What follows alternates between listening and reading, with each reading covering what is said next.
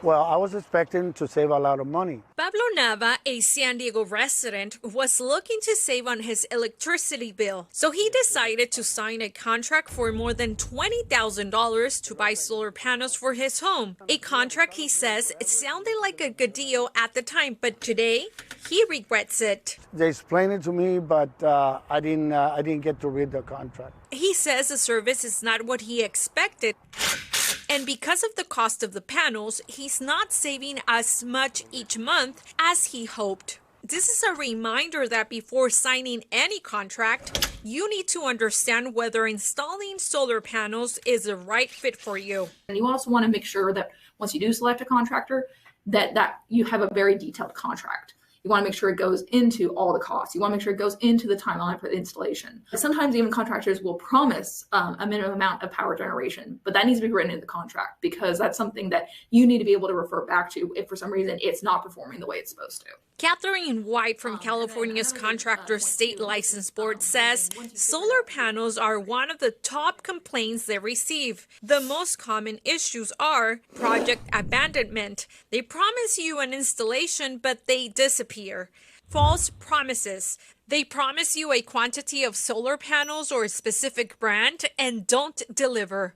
Deception. They promise savings that don't really exist or do not clearly explain how much your payments will really be or the whole price of the contract. You need to do the research to see if it works altogether. Like, are you willing to still be paying more electricity bills in the short term until you can potentially recoup the savings? And the thing is, there's no guarantee that once you get a solar system that you're necessarily going to see energy savings. So who should skip solar panels? We checked in with the experts at EC Solar and Electric in San Diego.